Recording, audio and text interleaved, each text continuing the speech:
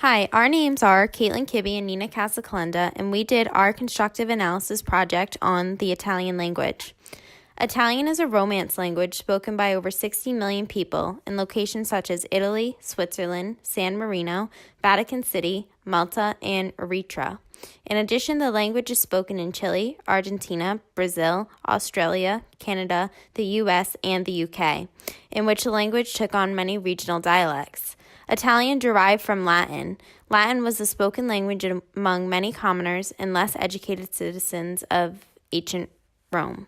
The Italian language developed was a long and gradual process, which began during the 5th century after the fall of the Roman Empire. Up until this moment, Latin had spread and had been imposed across the empire as the Madre Franca, or the shared language. During the 10th century, Italian was first seen in written documents in the forms of notes and short texts. These were added into Latin documents such as lawsuits and poetry. For a long period of time, there was no official or spoken language in Italy, which caused there to be a lot of regional dialect differences. There were writers during the 13th century that were influential in creating their own dialect of Italian. Those people included Dante Alighieri, Petrarch, and Boccaccio. During the 14th century, the first grammar of Italian was titled Reluge Lingue Florente, which translated to the rules of the Florentine language, written by Leone Battista Alberti in the 14th century in 1945. Around the 14th century, the Tuscan dialect was spoken in political and cultural instances all throughout Italy. However, Latin remained the leading literary language until the 16th century. During the 15th and 16th centuries, both Latin and Italian were used for technical and scientific text. The Italian spoken consisted of Latin words. However, with time, Latin was used less frequently and Italian became more popular. Today, the Tuscan dialect is known as Italian and is the official language of Italy. It is the main language of literature and the media. There are two major groups of Italian dialects, and these two groups are separated by the Spezia-Rimini line. This line got its name because it passes through two important cities and runs east to west across the peninsula. For the most part, it follows the border between Tuscany and Emilia-Romagna. Above the line is the northern, septentrional dialects, and below the line is the central-southern, centro-meridional dialects. The northern dialects have two parts, the Gallo-Italic group and the Venetic group.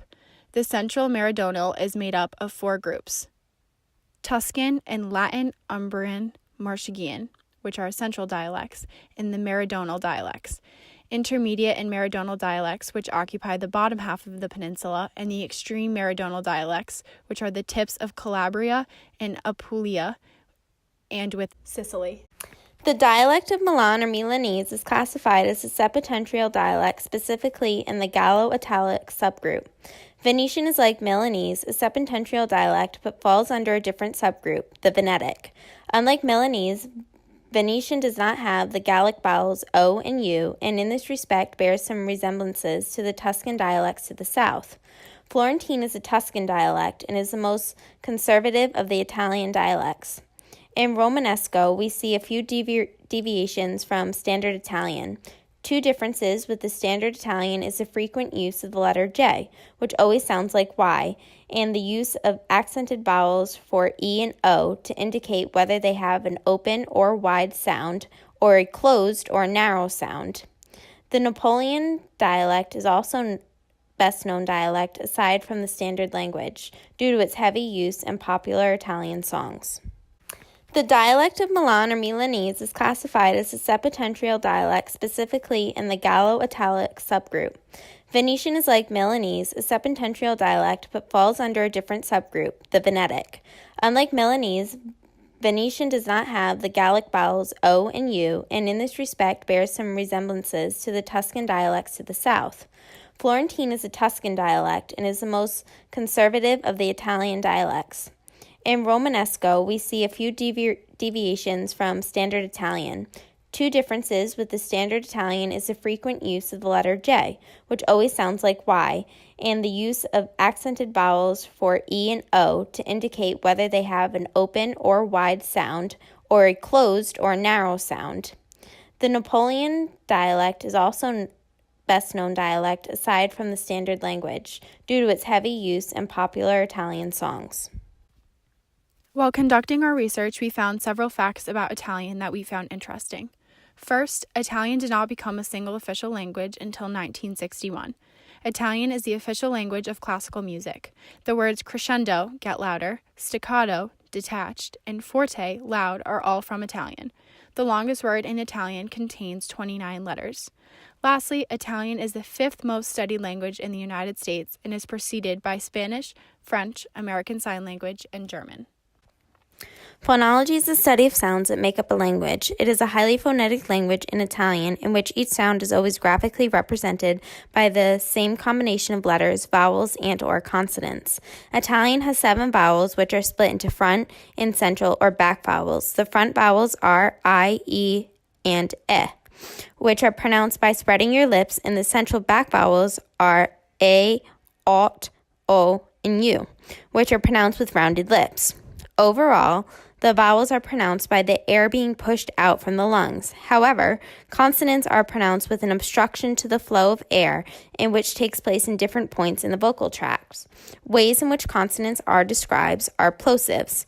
This is the flow of air meets complete closure. Pressure builds up behind the point of obstruction to be quickly released in an explosion. So it is an exaggerated word, for example, such as bello, topo. Fricatives is when air is met with incomplete closure, which means your lips do not close. This allows the flow of air to continue to a point of friction within the mouth. For example, sole, biso. Affricatives are a combination of plosives and fricatives. Complete closure is followed by continuous flow of air subject to friction. For example, pezzo. Nasals are airstream, which is where an airstream is expelled via the nose as the velum is lowered and not the mouth, such as note. Trills is when the airstream is met with rapid movements, for example, tongue. For example, this happens when you roll your R's, rospo. Laterals is an airstream is met with an obstruction in the middle of the mouth, but still manages to escape via the sides. This happens when your tongue hits the middle of your mouth and air is released near the sides of the tongue. Lino, for example. Semiconsonants or semivowels.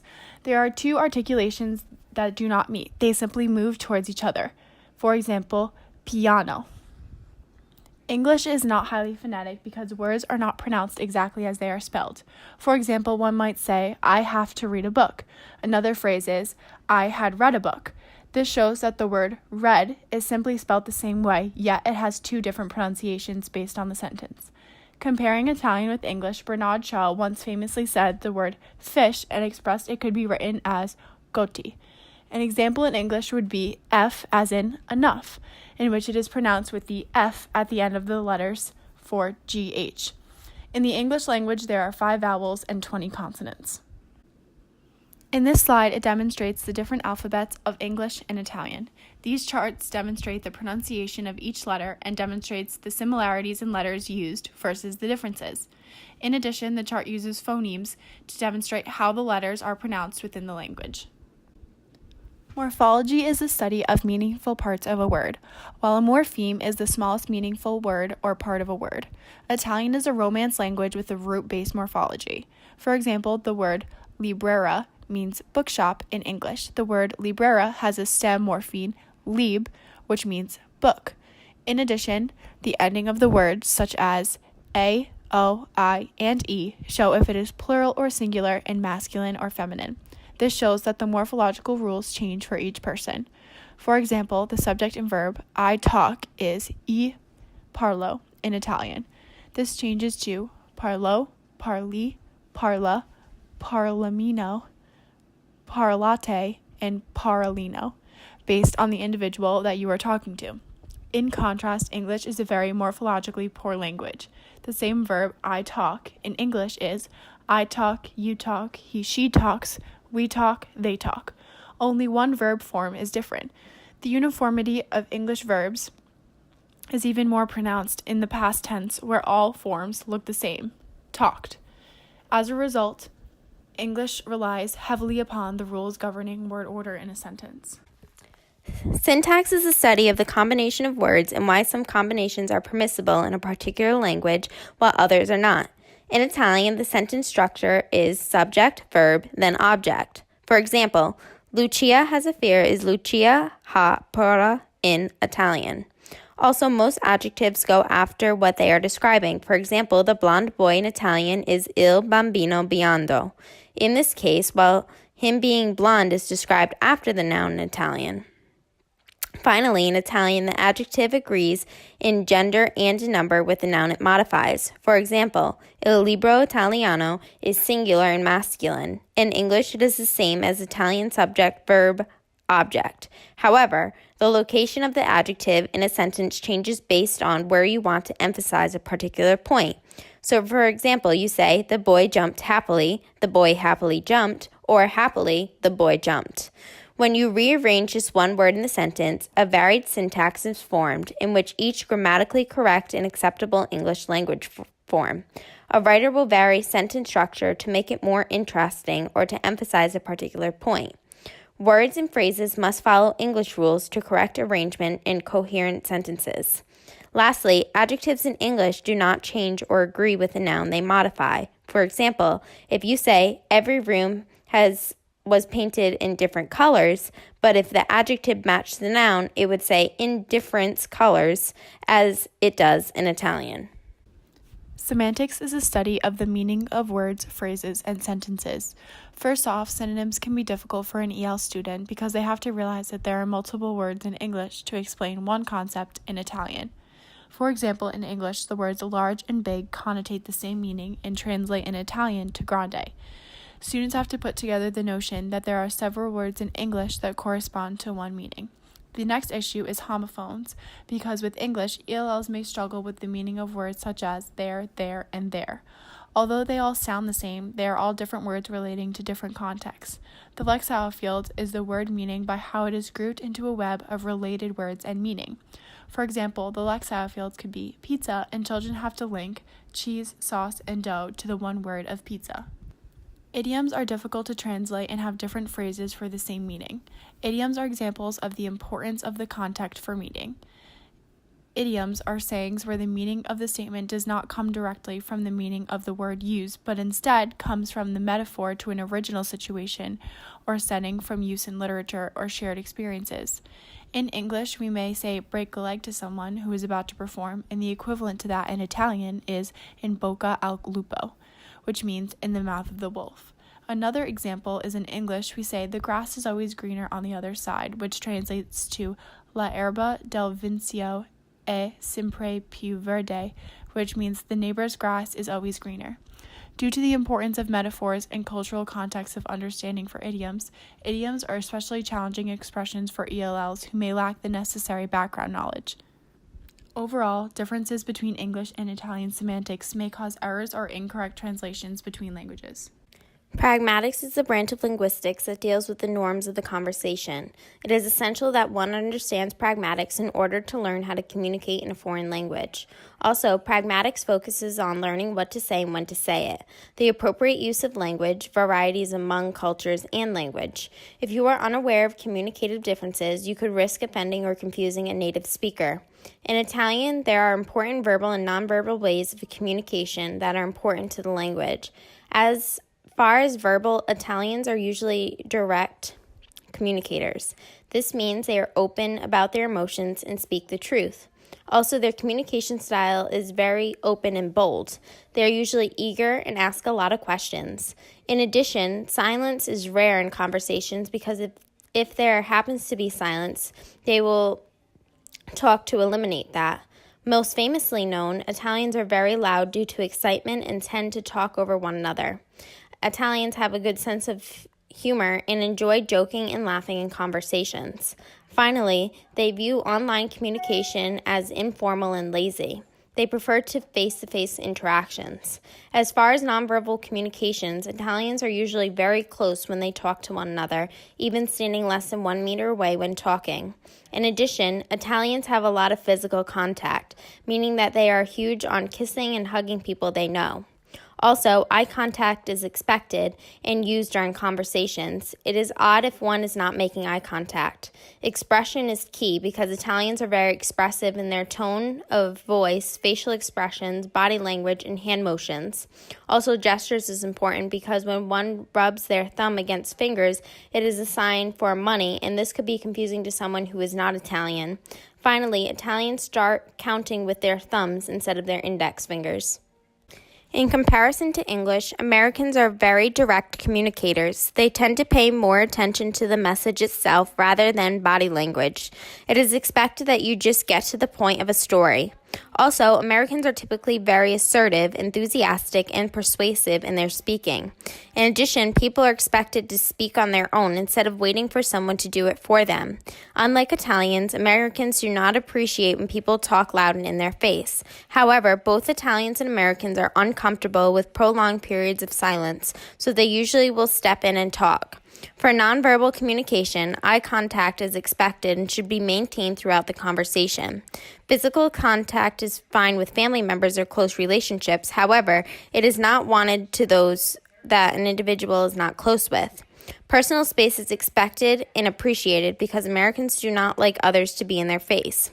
Gestures can be used to show that you are following and paying attention to the conversation, and this can be shown through a head nod. Finally, smiling is encouraged when you are passing by somebody. This slide focuses on the comparisons and differences of the two countries, Italy and the United States. In this slide, you can see the 6 basic components that are demonstrated on the bar graph. The first component focuses on power distance in Italy, which is the extent to which the less powerful members of institutions and organizations within a country expect and accept that the power is distributed unequally. In Italy and the U.S., all individuals in society are not equal. However, the U.S. expresses the attitude of culture toward these inequalities amongst us. Italy and the U.S. are both individualistic countries, which means it is focused on the self and personal dispositions. Also, Italy and the U.S. are both masculine societies in which it is highly success-oriented and driven. Italy has a high score of uncertainty avoidance in which they are not comfortable in ambiguous situations. The combination of high masculinity and high uncertainty avoidance makes life very difficult and stressful. However, in the U.S., scores below average, in which the U.S. has created a lot of fear due to the 9/11 tragedy that accumulated and the efforts of the government to monitor everybody through the NSA and other security organizations. As for long-term orientations, Italy scored high, which demonstrated Italian culture is pragmatic. The United States scored low because Italians are prone to analyze new information to check whether it is true. Finally, Italy scores low in indulgence, which demonstrates that the Italian culture is one of restraint. In contrast, the United States scores high in indulgence. Many Italian speakers experience obstacles when learning the English language. One problem they experience is the phonetics of language. They often miss the H when they should say it. For example, in the words house, horse, how, and hard. An H sometimes appears where it is not wanted. Between the two vowels, for example, go away, she isn't. In addition, with sentences such as I like them a lot, Italian speakers often add a little a afterwards when a word ends in a consonant. Italians have one open, unrounded vowel a, whereas English has 3. Italian speakers often only use their own a in English. In addition, Italians struggle with a similar problem in a different area of the mouth, which occurs with the vowels I, which are often pronounced in the same way by Italian speakers, so he and hit sound the same, except for the length. In fact, the vowel in hit should be at a lower position. Within the Italian language, they stress each syllable because it is a Latin language. Since Italian is a phonetically written language, this means you say what you see. English does not follow this so much, so a word like particular would be difficult in Italian language. In addition, with the words in English that have th, it causes problems for Italian speakers because they often replace the th with a t or d sound. A sentence they struggle with would be, I think it's the third thing. Aspiration is also a difficult topic. When a p, t, or k appears in English, it is aspirated, so there is an audible explosion in pronunciation. Not so in Italian, where it is never aspirated. Double vowels do not exist in the in Italian on a single vowel spelling. So when Italians see the words like no, go, and don't, which should be double vowels, they often make a single O vowel. Also, the English R sound is smooth. The Italian R is rolled. Also, watch out for the R after a vowel. It isn't pronounced in British English, but Italians often pronounce it anyway. Lastly, pronunciation of W as V, example in English, write this, and they pronounce vite this. Verbal and nonverbal communication of Italian has already been discussed and analyzed in pragmatics. However, there are underlying norms and values that are important to Italians. First off, when meeting or leaving a stranger or friend, one must say good day or good evening. It is considered extremely rude if this is not done. Also, making good first impressions is very important, and this starts with being polite and your overall appearance. Italians appreciate when one is dressed properly and looks put together. Also, greetings are different from men to men, woman to woman, and men to women. Men and men usually shake hands when greeting one another while maintaining direct eye contact. Good friends and family will engage in a light hug. However, when a woman greets a woman, they exchange light kisses on the cheek, usually 2 to 3. If it is someone that they don't know, a handshake is necessary. For greetings between women and men, they will exchange light kisses on the cheeks. If it is someone you do not know, it is proper to let the woman offer her hand first. Also, women are socially and legally equal to men. Women hold a variety of jobs, although salaries tend to be lower than men. There are many factors that impact communication styles within the classroom. It is important to note that students who speak Italian have to learn English as their second language when coming to America. One way to help the students' communication within the classroom in a positive aspect is to use the UDL model. The UDL focuses on multiple means of representation, multiple means of action and expression, and multiple means of engagement. So focusing on multiple means of representation, it is important to include pictures when teaching students so that they can make correlations between the pictures in their own language. In addition, ELL students benefit from the use of objects and props because they can make connections between the English words you're stating and the object in which they know from their prior knowledge. Having the tool of translations between language allows students to see the similarities and differences, but also allows for motivation because they understand what is occurring within the lessons. Holding up vocabulary cards when discussing lessons can also help the students make out a word you are stating and help as a memorization tool. It is also important that as a teacher, we are aware that students have different norms within their culture which can impact their communication.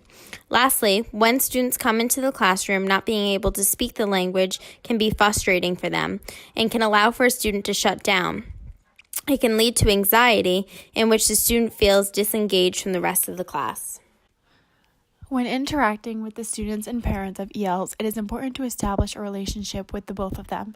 One way to do this is by demonstrating culture within the classroom and the school overall.